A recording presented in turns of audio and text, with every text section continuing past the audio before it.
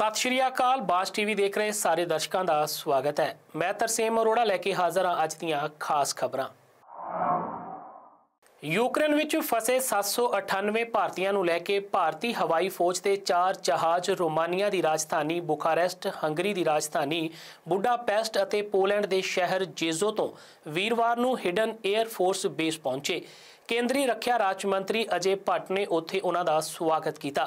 सूत्रों ने दस्सिया कि ये 4 उड़ानां भारतीय हवाई फौज के C-17 ट्रांसपोर्ट जहाज़ां दीआं सन।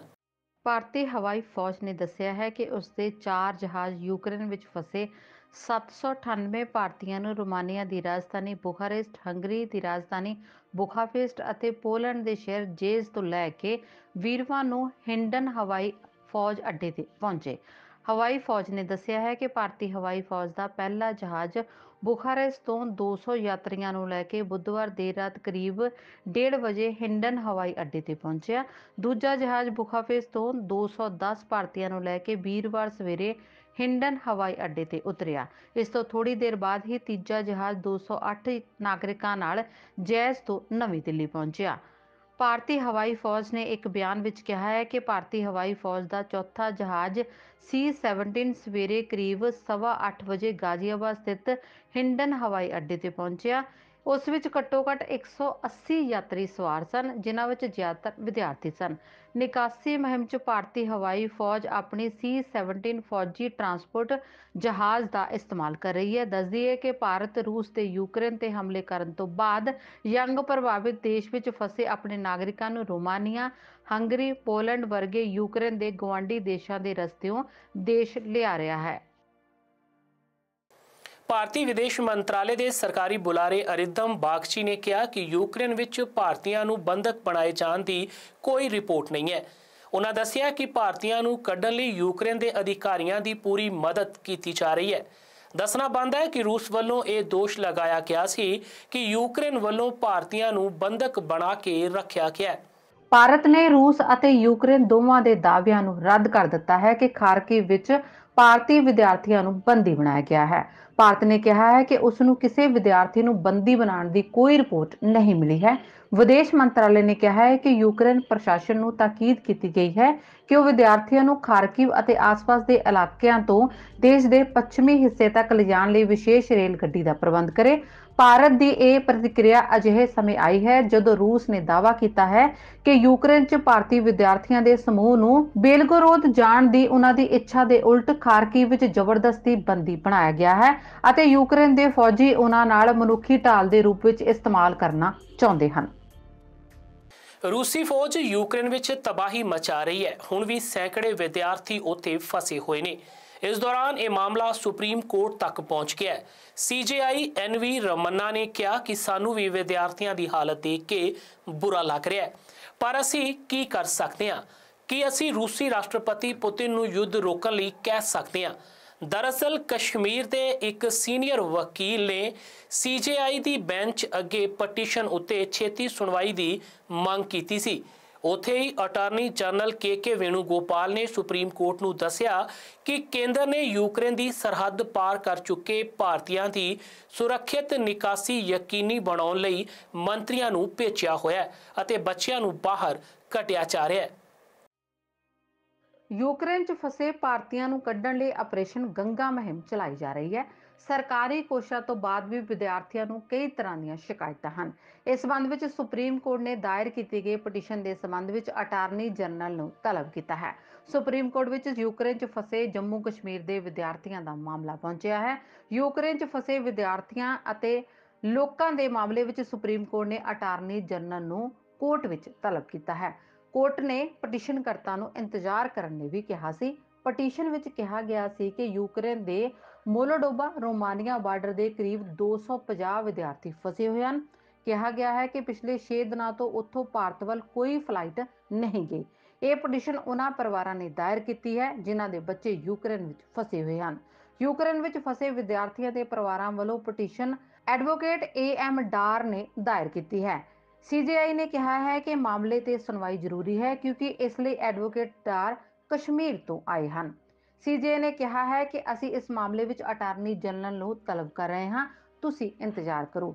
CGI ने कहा है कि ਅਸੀਂ ਇਸ ਮਾਮਲੇ ਵਿੱਚ ਕੀ ਕਰ ਸਕਦੇ ਹਾਂ। ਕੱਲ ਨੂੰ ਤੁਸੀਂ ਕਹੋਗੇ ਕਿ ਪੁਤਿਨ ਨੂੰ ਨਿਰਦੇਸ਼ ਜਾਰੀ ਕਰੋ।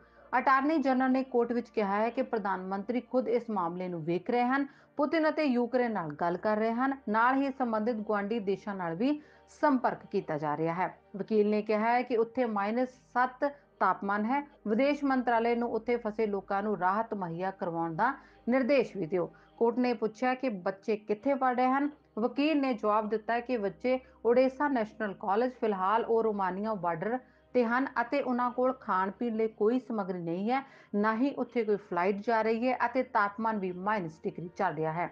ਵਿਦਿਆਰਥੀ ਅਜੇ ਬਾਰਡਰ ਕ੍ਰਾਸ ਨਹੀਂ ਕਰ ਸਕਦੇ। ਅਸਲ ਸਮੱਸਿਆ ਇਹੀ ਹੈ। ਵਕੀਲ ਨੇ ਕਿਹਾ ਕਿ ਅਜੇ ਫਲਾਈਟ ਸ਼ਿਫਟ ਪੋਲੈਂਡ ਅਤੇ ਹੰਗਰੀ ਤੋਂ ਚੱਲ ਰਹੀ ਹੈ। ਸੁਪਰੀਮ ਕੋਰਟ ਨੇ ਅਟਾਰਨੀ ਜਨਰਲ ਨੂੰ ਕਿਹਾ ਕਿ ਇਸ ਮਾਮਲੇ ਵਿੱਚ ਜੋ ਵੀ ਮਦਦ ਕਰ ਸਕਦੇ ਹੋ ਉਹ ਜਲਦੀ ਤੋਂ ਜਲਦੀ ਕਰੋ।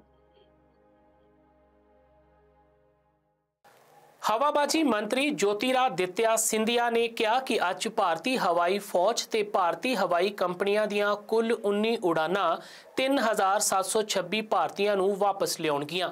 ਸਿੰਧੀਆ ਨੇ ਟਵਿੱਟਰ ਉੱਤੇ ਦੱਸਿਆ ਕਿ ਆਪਰੇਸ਼ਨ ਗੰਗਾ ਤਹਿਤ ਭਾਰਤੀ ਹਵਾਈ ਫੌਜ, ਏਅਰ ਇੰਡੀਆ ਅਤੇ ਇੰਡੀਗੋ ਦੇ ਜਹਾਜ਼ ਰੋਮਾਨੀਆ ਦੀ ਰਾਜਧਾਨੀ ਬੁਖਾਰੈਸਟ ਤੋਂ ਅੱਜ ਉਡਾਨ ਭਰਨਗੇ। ਹਵਾਬਾਜੀ ਮੰਤਰੀ ਜੋਤਿਰਾਦਿੱਤਿਆ ਸਿੰਧੀਆ ਨੇ ਅੱਜ ਜਾਣੀ ਕਿ ਵੀਰਵਾਰ ਨੂੰ ਕਿਹਾ ਹੈ ਕਿ ਭਾਰਤੀ ਹਵਾਈ ਫੌਜ, ਭਾਰਤੀ ਹਵਾਬਾਜੀ ਕੰਪਨੀਆਂ ਦੀਆਂ ਕੁੱਲ 19 ਉਡਾਨਾਂ 3726 ਭਾਰਤੀਆਂ ਨੂੰ ਦੇਸ਼ ਵਾਪਸ ਲਿਆਉਣਗੀਆਂ। ਸਿੰਧੀਆ ਨੇ ਟਵੀਟ ਕਰਕੇ ਦੱਸਿਆ ਹੈ ਕਿ ਆਪਰੇਸ਼ਨ ਗੰਗਾ ਤਹਿਤ ਭਾਰਤੀ ਹਵਾਈ ਫੌਜ, ਏਅਰ ਇੰਡੀਆ ਅਤੇ ਇੰਡੀਗੋ ਰੋਮਾਨੀਆ ਦੀ ਰਾਜਧਾਨੀ ਬੁਖਾਰੈਸਟ ਤੋਂ ਵੀਰਵਾਰ ਨੂੰ 8 ਉਡਾਨਾਂ ਸੰਚਾਲਿਤ ਕਰੇਗੀ। ਨਿਕਾਸੀ ਮੁਹਿੰਮ 'ਚ ਭਾਰਤੀ ਹਵਾਈ ਫੌਜ ਆਪਣੇ C-17 ਫੌਜੀ ਜਹਾਜ਼ ਦਾ ਇਸਤੇਮਾਲ ਕਰ ਰਹੀ ਹੈ। ਮੰਤਰੀ ਨੇ ਦੱਸਿਆ ਹੈ ਕਿ ਇੰਡੀਗੋ ਰੋਮਾਨੀਆ ਦੇ ਸੁਸੀਵਾ ਸ਼ਹਿਰ ਤੋਂ 2 ਉਡਾਨਾਂ ਅਤੇ ਸਪਾਈਸ ਜੈਟ ਸਲੋਵਾਕੀਆ ਦੇ ਕਸੇ ਸ਼ਹਿਰ ਤੋਂ ਵੀਰਵਾਰ ਨੂੰ 1 ਉਡਾਨ ਦਾ ਸੰਚਾਲਨ ਕਰੇਗੀ। ਭਾਰਤੀ ਹਵਾਈ ਫੌਜ, ਗੋ ਫਸਟ ਅਤੇ ਏਅਰ ਇੰਡੀਆ ਹੰਗਰੀ ਦੀ ਰਾਜਧਾਨੀ ਬੁਖਾਰੈਸਟ ਤੋਂ 5 ਜਹਾਜ਼ਾਂ ਦਾ ਸੰਚਾਲਨ ਕਰਨਗੇ। ਉੱਥੇ ਹੀ ਇੰਡੀਗੋ ਪੋਲੈਂਡ ਦੇ ਜੇਜਾ ਤੋਂ 3 ਉਡਾਨਾਂ ਦਾ ਸੰਚਾਲਨ ਕਰੇਗੀ। ਸਿੰਧੀਆ ਨੇ ਟਵੀਟ ਕੀਤਾ ਹੈ ਕਿ ਪ੍ਰਧਾਨ ਮੰਤਰੀ ਨਰਿੰਦਰ ਮੋਦੀ ਜੀ ਦੇ ਨਿਰਦੇਸ਼ਾਂ ਹੇਠ ਪੂਰੀ ਸਮਰੱਥਾ ਨਾਲ ਅਸੀਂ ਅੱਜ 3726 ਲੋਕਾਂ ਨੂੰ ਦੇਸ਼ ਵਾਪਸ ਲਿਆਵਾਂਗੇ। ਯੂਕਰੇਨ ਦੇ ਗੁਆਂਢੀ ਦੇਸ਼ਾਂ ਤੋਂ ਜਿਵੇਂ ਹੰਗਰੀ ਅਤੇ ਪੋਲੈਂਡ ਰਾਹੀਂ ਭਾਰਤੀਆਂ ਨੂੰ ਘਰ ਵਾਪਸ ਲਿਆਇਆ ਜਾ ਰਿਹਾ ਹੈ। ਯੂਕਰੇਨ ਸੰਕਟ ਉੱਤੇ ਇੱਕ ਹਫ਼ਤੇ ਤੋਂ ਵੀ ਘੱਟ ਸਮੇਂ ਵਿੱਚ ਰੂਸ ਖਿਲਾਫ ਪਾਸ ਕੀਤੇ ਮਤਿਆਂ ਤੋਂ ਭਾਰਤ ਤੀਜੀ ਵਾਰ ਵੀ ਗੈਰ ਹਾਜ਼ਰ ਹੀ ਰਿਹਾ। ਮਤੇ ਦੇ ਹੱਕ ਵਿੱਚ 141 ਵੋਟਾਂ ਪਈਆਂ, ਜਦੋਂ ਕਿ 5 ਮੁਲਕਾਂ ਨੇ ਵਿਰੋਧ ਵਿੱਚ ਵੋਟ ਪਾਈ ਅਤੇ 35 ਮੁਲਕ ਵੋਟਿੰਗ ਤੋਂ ਗੈਰ ਹਾਜ਼ਰ ਰਹੇ। ਭਾਰਤ ਨੇ ਯੂਕਰੇਨ ਵਿਰੁੱਧ ਰੂਸੀ ਹਮਲਿਆਂ ਦੀ ਨਿੰਦਾ ਕਰਨ ਵਾਲੇ ਸੰਯੁਕਤ ਰਾਸ਼ਟਰ ਜਨਰਲ ਅਸੈਂਬਲੀ ਦੇ ਪ੍ਰਸਤਾਵ ਤੇ ਵੋਟਿੰਗ 'ਚ ਹਿੱਸਾ ਨਹੀਂ ਲਿਆ। ਮਾਸਕੋ ਅਤੇ ਕੀਵ ਦਰਮਿਆਨ ਵਧਦੇ ਤਣਾਅ ਦੇ ਮੱਦੇਨਜ਼ਰ ਇੱਕ ਹਫ਼ਤੇ ਤੋਂ ਵੀ ਘੱਟ ਸਮੇਂ 'ਚ ਸੰਯੁਕਤ ਰਾਸ਼ਟਰ 'ਚ ਲਿਆਂਦੇ ਗਏ ਤੀਸਰੇ ਪ੍ਰਸਤਾਵ 'ਚ ਭਾਰਤ ਨੇ ਹਿੱਸਾ ਨਹੀਂ ਲਿਆ।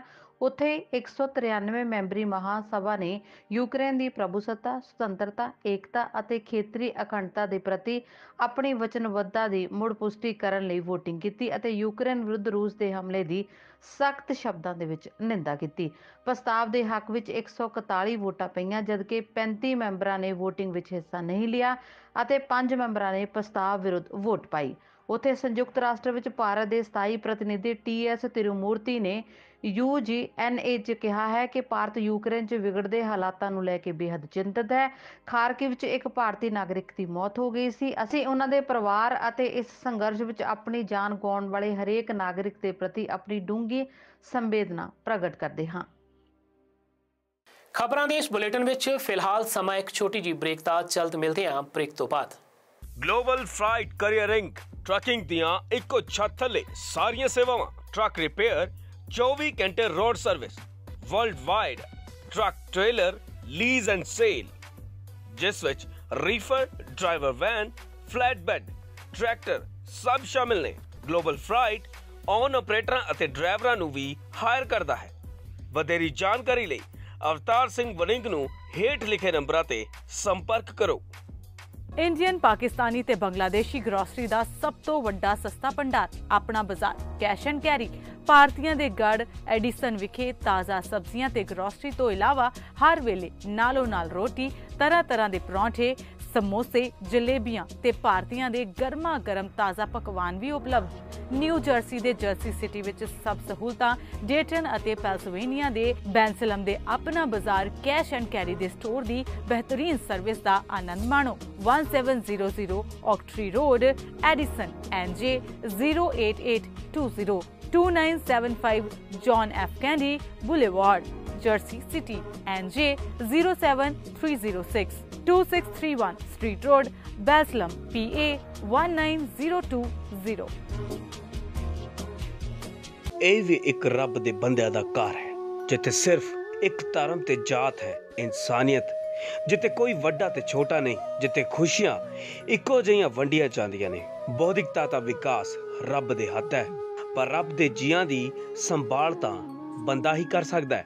ਅਜਿਹੀ ਇੱਕ ਮਿਸਾਲ ਅਮਰੀਕਾ ਦੇ ਮੈਰੀਲੈਂਡ ਵਿਖੇ centre for social change. Visit or call. More information Jassi Singh and Sajid Tarar. S&S brokers incorporation New Jersey ਦੀ ਪੂਰੀ ਤਰ੍ਹਾਂ ਲਾਇਸੈਂਸ ਪ੍ਰਾਪਤ ਕੰਪਨੀ, ਸਮੇਂ ਤੇ ਡਿਲੀਵਰੀ ਲਈ ਵਚਨਬੱਧ। ਕੰਪਨੀ ਦਾ ਤਜਰਬਾ ਕੰਪਨੀ ਨੂੰ ਬਾਕੀਆਂ ਤੋਂ ਅਲੱਗ ਕਰਦਾ ਹੈ। ਗ੍ਰਾਹਕਾਂ ਦੀ ਸਹੂਲਤ ਲਈ ਸ਼ਿਪਿੰਗ ਦਰ ਵਿੱਚ ਭਾਰੀ ਡਿਸਕਾਊਂਟ ਦਿੱਤਾ ਜਾਂਦਾ ਹੈ। ਕੰਪਨੀ ਦਾ ਮਿਸ਼ਨ ਪ੍ਰੀਮੀਅਮ ਟਰਾਂਸਪੋਰਟ ਸੇਵਾਵਾਂ ਪ੍ਰਦਾਨ ਕਰਨਾ। ਵਧੇਰੇ ਜਾਣਕਾਰੀ ਲਈ ਸੰਪਰਕ ਕਰੋ 120 Wood Avenue South, suite 605, Iselin, New Jersey 08830 ਅਤੇ ਕਾਲ ਕਰੋ 201 259 9223। Deol transport company Indianapolis Indiana ਦੀ ਨਾਮੀ ਕੰਪਨੀ। ਇੰਡੀਅਨਐਪਲਿਸ ਤੋਂ ਈਸਟ ਕੋਸਟ ਦੀਆਂ ਸਟੇਟਾਂ New York, Maryland, Pennsylvania, New Jersey, Virginia ਅਤੇ ਨਾਰਥ ਕੈਰੋਲੀਨਾ ਦੇ ਹਰ ਤਰ੍ਹਾਂ ਦੇ ਡਰਾਈ ਲੋਡ ਅਤੇ ਇੰਡੀਅਨਐਪਲਿਸ ਤੋਂ ਲੋਕਲ ਲੋਡ ਵੱਡੀ ਗੱਡੀ ਤੇ ਕੰਮ ਲਈ ਡਰਾਈਵਰ ਵੀਰ ਅੱਜ ਹੀ ਸੰਪਰਕ ਕਰੋ ਜੀ। ਹਮੀ ਦਿਓਲ 5103181415 ਤੇ ਰਾਜ ਦਿਓਲ 3178356522 ਅਤੇ ਵਧੇਰੀ ਜਾਣਕਾਰੀ ਲਈ ਮੇਲ ਤੇ ਵੀ ਸੰਪਰਕ ਕਰ ਸਕਦੇ ਹੋ deol.trans@yahoo.com। ਨਿਊ ਜਰਸੀ ਅਤੇ ਕੈਲੀਫੋਰਨੀਆ ਦੇ ਪ੍ਰਸਿੱਧ advocate Jaspreet Singh attorney at law, ਜਿਹੜੇ ਕਿ deputation, defence, appeal, family law, bankruptcy ਦੇ ਵਿੱਚ ਮਾਹਰ ਨੇ। ਉਹਨਾਂ ਦੇ ਨਾਲ ਸਿੱਧੀ ਗੱਲਬਾਤ ਲਈ ਤੁਸੀਂ ਹਰ ਵੀਰਵਾਰ ਨੂੰ ਲਾਈਵ ਸ਼ੋਅ ਦੇ ਜ਼ਰੀਏ ਜੁੜ ਸਕਦੇ ਹੋ। ਬ੍ਰੇਕ ਤੋਂ ਬਾਅਦ ਇੱਕ ਵਾਰ ਫਿਰ ਤੋਂ ਤੁਹਾਡਾ ਸਵਾਗਤ ਤੇ ਰੁਖ ਬਾਕੀ ਦੀਆਂ ਖਬਰਾਂ ਦੇ ਵੱਲ। ਕਾਂਗਰਸ ਦੇ ਮੈਂਬਰ ਪਾਰਲੀਮੈਂਟ ਮਨੀਸ਼ ਤਿਵਾੜੀ ਨੇ ਯੂਕਰੇਨ ਸੰਕਟ ਉੱਤੇ ਪੰਜਾਬ ਕਾਂਗਰਸ ਦੀ ਤਿੱਖੀ ਆਲੋਚਨਾ ਕੀਤੀ ਹੈ। ਕਾਂਗਰਸੀ ਐਮਪੀ ਨੇ ਮੁੱਖ ਮੰਤਰੀ ਅਤੇ ਪੰਜਾਬ ਕਾਂਗਰਸ ਪ੍ਰਧਾਨ ਸਮੇਤ ਕਾਂਗਰਸ ਦੇ ਸਮੂਹ ਵੱਡੇ ਆਗੂਆਂ ਉੱਤੇ ਨਿਸ਼ਾਨਾ ਸਾਧਿਆ ਹੈ। उन्होंने बुधवार दावा किया है कि ये सिर्फ संसद मैंबर ने जिहड़े यूक्रेन च फसे पंजाबी भारतीयों की सुरक्षित वापसी लई हील हुज्जत कर रहे हैं, जबकि पंजाब के सारे कांग्रेसी आगू गायब नजर आ रहे हैं। मनीष तिवाड़ी ने एक ट्वीट करदियां कहा कि वो हैरान ने कि पंजाब कांग्रेस के सारे महान आगू इस मुसीबत की घड़ी विच किते भी नज़र क्यों नहीं आ रहे, जबकि साडे हज़ारां बच्चे यूक्रेन दे विच खतरे च ने।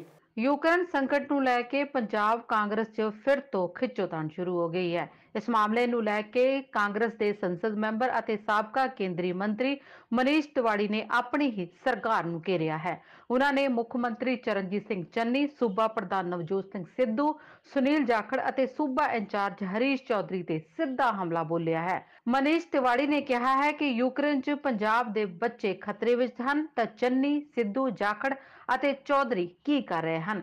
ਉਹਨਾਂ ਨੇ ਟਵੀਟ ਕਰਦਾ ਕਿਹਾ ਕਿ ਹੈਰਾਨੀ ਦੀ ਗੱਲ ਹੈ ਕਿ ਕਾਂਗਰਸ ਦੇ ਇਹ ਆਗੂ ਕਿਤੇ ਵੀ ਨਜ਼ਰ ਨਹੀਂ ਆ ਰਹੇ ਹਨ ਅਤੇ ਨਾ ਹੀ ਉਹਨਾਂ ਦੀ ਆਵਾਜ਼ ਸੁਣੀ ਜਾ ਰਹੀ ਹੈ। ਉਹਨਾਂ ਨੇ ਕਿਹਾ ਕਿ ਕੀ ਸਿਰਫ ਪੰਜਾਬ ਦੇ ਸੰਸਦ ਮੈਂਬਰ ਨੂੰ ਹੀ ਆਵਾਜ਼ ਬੁਲੰਦ ਕਰਨੀ ਚਾਹੀਦੀ ਹੈ।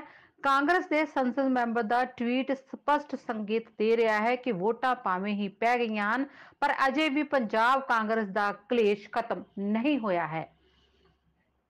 रूस वालों यूक्रेन के प्रमुख शहरों उत्ते हमले तेज किए जाने तो बाद भारत सरकार के विदेश मंत्रालय ने यूक्रेन विच भारती सफारतखाने की सलाह उत्ते उत्थे फसे अपने नागरिकों को जल्द तो जल्द सुरक्षित किसी होर पासे जाने लई कह दिता है।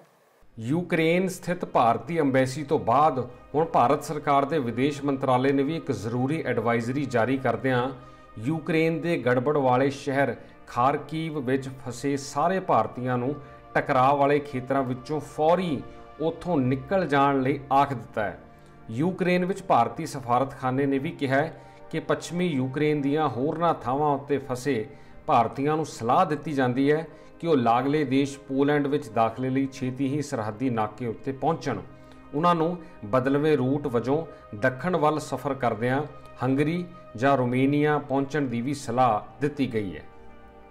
ਇਸ ਤੋਂ ਪਹਿਲਾਂ ਭਾਰਤ ਸਰਕਾਰ ਦੇ ਵਿਦੇਸ਼ ਮੰਤਰਾਲੇ ਅਤੇ ਯੂਕਰੇਨ ਵਿੱਚ ਸਫਾਰਤਖਾਨੇ ਨੇ ਉੱਥੇ ਫਸੇ ਭਾਰਤੀਆਂ ਨੂੰ ਰਾਜਧਾਨੀ ਕੀਏਵ ਛੱਡਣ ਲਈ ਕਿਹਾ ਸੀ ਅਤੇ ਹੁਣ ਉਸੇ ਤਰ੍ਹਾਂ ਖਾਰਕੀਵ ਤੋਂ ਵੀ ਜਲਦ ਤੋਂ ਜਲਦ ਚਲੇ ਜਾਣ ਲਈ ਕਹਿ ਦਿੱਤਾ ਗਿਆ ਹੈ, ਜਿਸ ਤੋਂ ਇਹ ਸਪਸ਼ਟ ਹੈ ਕਿ ਯੂਕਰੇਨ ਦੇ ਪ੍ਰਮੁੱਖ ਸ਼ਹਿਰਾਂ ਵਿੱਚ ਖਤਰਾ ਵੱਧਦਾ ਹੀ ਜਾ ਰਿਹਾ ਹੈ। ਇਸ ਦਰਮਿਆਨ ਲੰਘੇ ਕੱਲ੍ਹ ਪੰਜਾਬ ਤੋਂ ਕਾਂਗਰਸ ਪਾਰਟੀ ਦੇ ਮੈਂਬਰ ਪਾਰਲੀਮੈਂਟਾਂ ਦਾ ਇੱਕ ਵਫਦ ਜਾ ਕੇ ਕੇਂਦਰ ਸਰਕਾਰ ਦੇ ਆਗੂਆਂ ਨੂੰ ਮਿਲ ਕੇ ਆਇਆ ਅਤੇ ਆਪੋ ਆਪਣੇ ਹਲਕੇ ਦੇ ਉਹਨਾਂ ਨੌਜਵਾਨਾਂ ਦੀ ਸੂਚੀ ਕੇਂਦਰ ਸਰਕਾਰ ਦੇ ਹਵਾਲੇ ਕੀਤੀ ਹੈ ਜੋ ਯੂਕਰੇਨ ਵਿੱਚ ਫਸੇ ਹੋਏ ਨੇ। ਪਿਛਲੇ ਕੁਝ ਦਿਨਾਂ ਤੋਂ ਪੰਜਾਬ ਦੇ ਪਾਣੀਆਂ ਦਾ ਮੁੱਦਾ ਅਤੇ ਭਾਖੜਾ ਬਿਆਸ ਬੋਰਡ ਵਿੱਚ ਪੰਜਾਬ ਦੀ ਹਿੱਸੇਦਾਰੀ ਖਤਮ ਕੀਤੇ ਜਾਣ ਉੱਤੇ ਕਾਫੀ ਵਿਵਾਦ ਚੱਲ ਰਿਹਾ ਹੈ। ਉਸੇ ਵਿਵਾਦ ਦੇ ਵਿਚਾਲੇ ਹੀ ਕੇਂਦਰ ਸਰਕਾਰ ਨੇ ਹੁਣ ਇੱਕ ਹੋਰ ਵੱਡਾ ਕਦਮ ਪੁੱਟਦਿਆਂ ਭਾਖੜਾ ਬਿਆਸ ਪ੍ਰਬੰਧਨ ਬੋਰਡ ਵਿੱਚ ਪੰਜਾਬ ਦੀ ਮੌਜੂਦਗੀ ਨੂੰ ਹੋਰ ਲਾਂਭੇ ਕਰਨ ਲਈ ਇੱਕ ਨਵੀਂ ਕਾਰਵਾਈ ਆਰੰਭ ਦਿੱਤੀ ਹੈ, ਜਿਸ ਤਹਿਤ ਡੈਮ ਪ੍ਰੋਜੈਕਟਾਂ ਦੀ ਸੁਰੱਖਿਆ ਵੀ ਕੇਂਦਰ ਨੇ ਹੁਣ ਆਪਣੇ ਕੋਲ ਲੈ ਲਈ ਹੈ। ਭਾਖੜਾ ਬਿਆਸ ਮੈਨੇਜਮੈਂਟ ਬੋਰਡ ਦੀ ਪੱਕੀ ਪ੍ਰਤੀਨਿਧਤਾ ਵਿੱਚੋਂ ਪੰਜਾਬ ਨੂੰ ਬਾਹਰ ਕਰਨ ਤੋਂ ਬਾਅਦ ਕੇਂਦਰ ਸਰਕਾਰ ਨੇ ਇਸ ਮਸਲੇ ਉੱਤੇ ਹੁਣ ਇੱਕ ਹੋਰ ਵੱਡਾ ਕਦਮ ਪੁੱਟਿਆ ਹੈ ਅਤੇ ਇਹ ਨਵਾਂ ਕਦਮ ਵੀ ਪੰਜਾਬ ਦੇ ਖਿਲਾਫ ਜਾਂਦਾ ਨਜ਼ਰ ਆ ਰਿਹਾ ਹੈ। ਕੇਂਦਰ ਸਰਕਾਰ ਨੇ ਪੰਜਾਬ ਵਿੱਚ ਭਾਖੜਾ ਬਿਆਸ ਮੈਨੇਜਮੈਂਟ ਬੋਰਡ ਦੇ ਅਧੀਨ ਆਉਂਦੇ ਡੈਮਜ਼ ਦੀ ਸੁਰੱਖਿਆ ਤੋਂ ਪੰਜਾਬ ਦੀ ਪੁਲਿਸ ਨੂੰ ਲਾਂਭੇ ਕਰਨ ਦਾ ਫੈਸਲਾ ਕੀਤਾ ਹੈ ਅਤੇ ਹੁਣ ਇਹਨਾਂ ਡੈਮਾਂ ਦੀ ਸੁਰੱਖਿਆ ਕੇਂਦਰੀ ਸੁਰੱਖਿਆ ਬਲ ਕਰਨਗੇ, ਯਾਨੀ ਸੈਂਟਰਲ ਫੋਰਸਿਸ ਕਰਨਗੀਆਂ। ਭਾਖੜਾ ਬਿਆਸ ਮੈਨੇਜਮੈਂਟ ਬੋਰਡ ਨੇ 3 ਪ੍ਰਮੁੱਖ ਡੈਮਾਂ ਦੀ ਸੁਰੱਖਿਆ ਕੇਂਦਰੀ ਸਨਅਤੀ ਸੁਰੱਖਿਆ ਫੋਰਸ ਯਾਨੀ CISF ਦੇ ਹਵਾਲੇ ਕਰਨ ਦਾ ਫੈਸਲਾ ਕੀਤਾ ਹੈ। ਕੇਂਦਰ ਸਰਕਾਰ ਦੇ ਆਦੇਸ਼ ਤੋਂ ਬਾਅਦ ਭਾਖੜਾ ਬਿਆਸ ਮੈਨੇਜਮੈਂਟ ਬੋਰਡ ਵੱਲੋਂ ਕੇਂਦਰੀ ਬਲਾਂ ਦੀ ਨਫਰੀ ਨੂੰ ਨਾਲੋਂ ਨਾਲ ਪ੍ਰਵਾਨਗੀ ਦੇ ਦਿੱਤੀ ਗਈ ਹੈ। ਹੁਣ ਤੱਕ ਇਹਨਾਂ ਪ੍ਰੋਜੈਕਟਾਂ ਦੀ ਸੁਰੱਖਿਆ ਪੰਜਾਬ ਅਤੇ ਹਿਮਾਚਲ ਪ੍ਰਦੇਸ਼ ਦੀ ਪੁਲਿਸ ਕੋਲ ਹੁੰਦੀ ਸੀ। ਨਵੇਂ ਫੈਸਲੇ ਮੁਤਾਬਕ ਭਾਖੜਾ ਡੈਮ ਪ੍ਰੋਜੈਕਟ ਉੱਤੇ ਕੇਂਦਰੀ ਬਲਾਂ ਦੇ 435 ਮੁਲਾਜ਼ਮ ਤਾਇਨਾਤ ਹੋਣਗੇ, ਜਦਕਿ ਬਿਆਸ ਡੈਮ ਪ੍ਰੋਜੈਕਟ ਲਈ 146 ਮੁਲਾਜ਼ਮਾਂ ਦੀ ਨਫਰੀ ਨੂੰ ਪ੍ਰਵਾਨਗੀ ਦਿੱਤੀ ਗਈ ਹੈ। ਇਸੇ ਤਰ੍ਹਾਂ ਸਤਲੁਜ ਬਿਆਸ ਲਿੰਕ ਪ੍ਰੋਜੈਕਟ ਉੱਤੇ 243 ਮੁਲਾਜ਼ਮਾਂ ਦੀ ਨਫਰੀ ਤਾਇਨਾਤ ਹੋਣੀ ਹੈ। ਇੱਕ ਅੰਦਾਜ਼ੇ ਮੁਤਾਬਕ ਕੇਂਦਰੀ ਬਲਾਂ ਦੀ ਸੁਰੱਖਿਆ ਦਾ ਖਰਚਾ ਕਰੀਬ 90 ਕਰੋੜ ਰੁਪਏ ਆਉਣਾ ਹੈ, ਜਿਸ ਦਾ ਬੋਝ ਡੈਮ ਵਿੱਚ ਹਿੱਸੇਦਾਰ ਸੂਬਿਆਂ ਉੱਤੇ ਹੀ ਪੈਣਾ ਹੈ, ਯਾਨੀ ਇਸ ਦਾ ਖਰਚਾ ਪੰਜਾਬ ਸਿਰ ਵੀ ਪਾਇਆ ਜਾਵੇਗਾ। ਸੋ ਇਸ ਤਰ੍ਹਾਂ ਨਾ ਸਿਰਫ ਪੰਜਾਬ ਦੀ ਇਸ ਡੈਮ ਵਿੱਚੋਂ ਹਿੱਸੇਦਾਰੀ ਖਤਮ ਕਰ ਦਿੱਤੀ ਗਈ ਹੈ, ਬਲਕਿ ਇਸ ਦੀ ਸੁਰੱਖਿਆ ਵੀ ਹੁਣ ਕੇਂਦਰੀ ਫੋਰਸਾਂ ਕਰਨਗੀਆਂ ਅਤੇ ਇਸ ਦਾ ਖਰਚਾ ਵੀ ਪੰਜਾਬ ਸਿਰ ਪਾਇਆ ਜਾਵੇਗਾ। ਸੋ ਕੁੱਲ ਮਿਲਾ ਕੇ ਕੇਂਦਰ ਸਰਕਾਰ ਨੇ ਪੰਜਾਬ ਨੂੰ ਇੱਕ ਹੋਰ ਬਹੁਤ ਵੱਡਾ ਝਟਕਾ ਦਿੱਤਾ ਹੈ। ਦਿੱਲੀ ਸਰਕਾਰ ਦੇ ਸਜ਼ਾ ਸਮੀਖਿਆ ਬੋਰਡ ਦੀ ਮੀਟਿੰਗ 'ਚ ਪ੍ਰੋਫੈਸਰ ਦਵਿੰਦਰਪਾਲ ਸਿੰਘ ਭੁੱਲਰ ਦੀ ਰਿਹਾਈ ਸੰਬੰਧੀ ਮਤੇ ਨੂੰ ਪ੍ਰਵਾਨਗੀ ਨਹੀਂ ਮਿਲ ਸਕੀ। ਹੁਣ ਇਸੇ ਮਤੇ ਨੂੰ ਸਜ਼ਾ ਸਮੀਖਿਆ ਬੋਰਡ ਦੀ ਅਗਲੀ ਮੀਟਿੰਗ ਵਿੱਚ ਵਿਚਾਰਿਆ ਜਾਵੇਗਾ।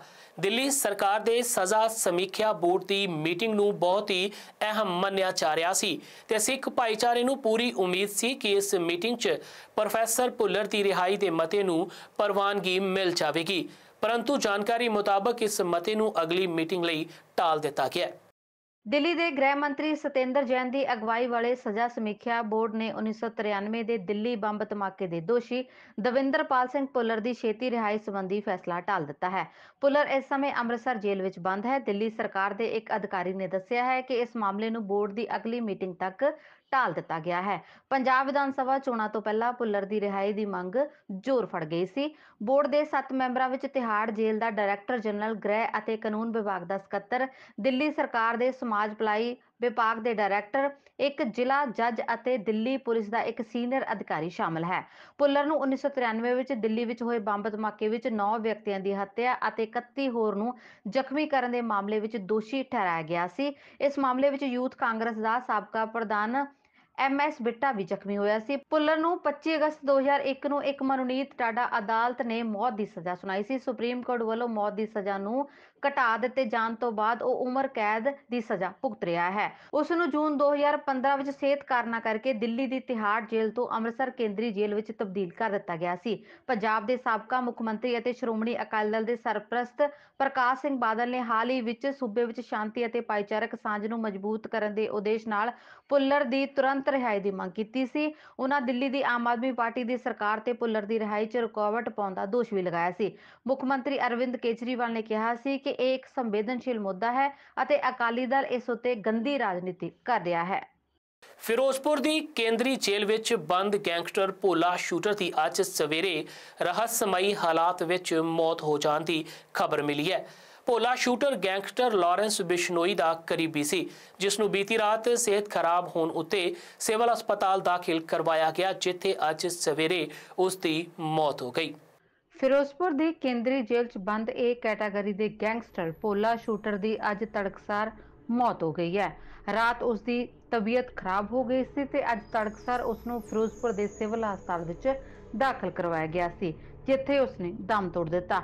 ਫਿਰੋਜ਼ਪੁਰ ਜ਼ਿਲ੍ਹੇ ਨਾਲ ਸੰਬੰਧਿਤ ਇਹ ਗੈਂਗਸਟਰ ਲਾਰੈਂਸ ਬਿਸ਼ਨੋਈ ਗਰੁੱਪ ਨਾਲ ਜੁੜਿਆ ਹੋਇਆ ਸੀ ਅਤੇ ਉਸ ਉੱਤੇ ਕਈ ਅਪਰਾਧਿਕ ਮਾਮਲੇ ਵੀ ਦਰਜ ਸਨ। ਮੁੱਢਲੀ ਪੜਤਾਲ ਦੌਰਾਨ ਉਸ ਦੀ ਮੌਤ ਦਿਲ ਦਾ ਦੌਰਾ ਪੈਣ ਨਾਲ ਹੋਈ ਹੈ। ਲਾਸ਼ ਸਿਵਲ ਹਸਪਤਾਲ ਦੇ ਮੁਰਦਾ ਘਰ ਵਿੱਚ ਰਖਵਾਈ ਗਈ ਹੈ ਅਤੇ ਉਸ ਦੇ ਪਰਿਵਾਰਕ ਮੈਂਬਰਾਂ ਦਾ ਇੰਤਜ਼ਾਰ ਕੀਤਾ ਜਾ ਰਿਹਾ ਹੈ। ਸਿਟੀ ਪੁਲਿਸ ਵੱਲੋਂ ਇਸ ਮਾਮਲੇ ਦੀ ਪੜਤਾਲ ਕੀਤੀ ਜਾ ਰਹੀ ਹੈ। ਤੋ ਇਹ ਸੀ ਅੱਜ ਦੀਆਂ ਖਾਸ ਖਬਰਾਂ।